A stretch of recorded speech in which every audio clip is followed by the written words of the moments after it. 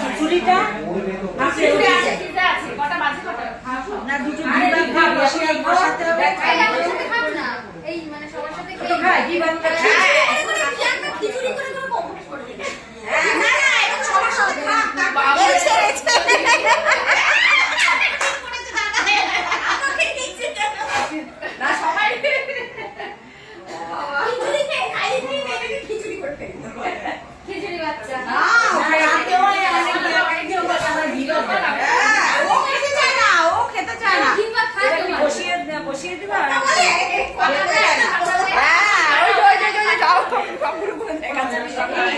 কি অবস্থা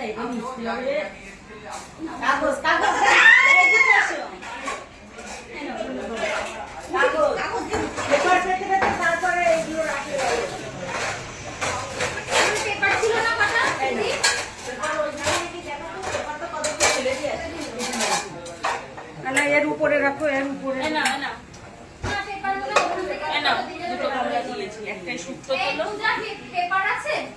তাহলে কি বসিয়ে দেবো? পেপার আছে বসিয়ে দেবো নাকি? হ্যাঁ হ্যাঁ পেপার দিচ্ছি। এখানে এইভাবেই বসবে।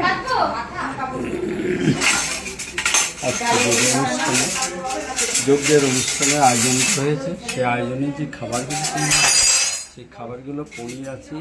এখানে শুক্তো আছে, এখানে ডাল আছে, সবজি ডাল, এখানে চাটনি আছে।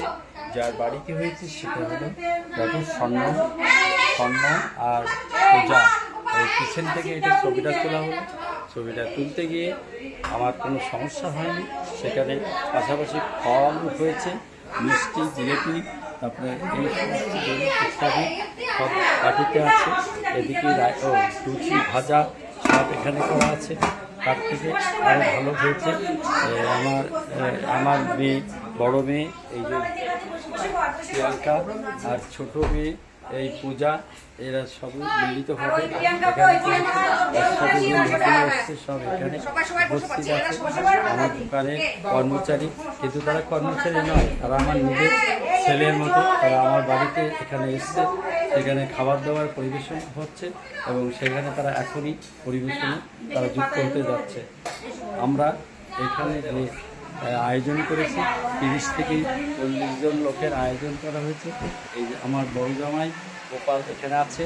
গোপালকে নিয়ে আমার অনেক চিন্তা, অনেক ভাবনা রয়েছে, যার জন্য সে যখনই ডাকি আমি তখনই কাছে পাই।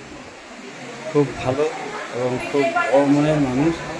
এখানে আর একজন আছে আমার বিআই মশাই, ছোট মেয়ের শ্বশুরমশাই এখানে আছে।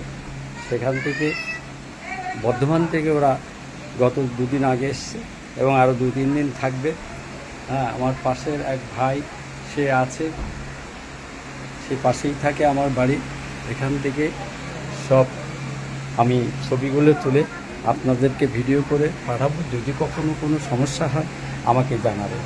আমরা যে যজ্ঞটা করেছি সেই যজ্ঞটা বেদের মাধ্যমে হয়েছে, বেদ পাঠের মাধ্যমে হয়েছে। এই যে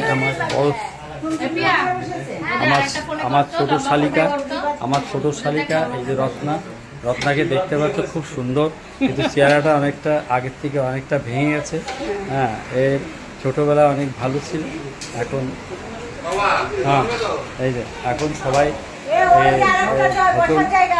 এখন ভোজনের জন্য সবাই বসে আছে। এখন সব মধ্যাহ্ন ভোজ শুরু হতে যাবে, সব লাইন দিয়ে আছে।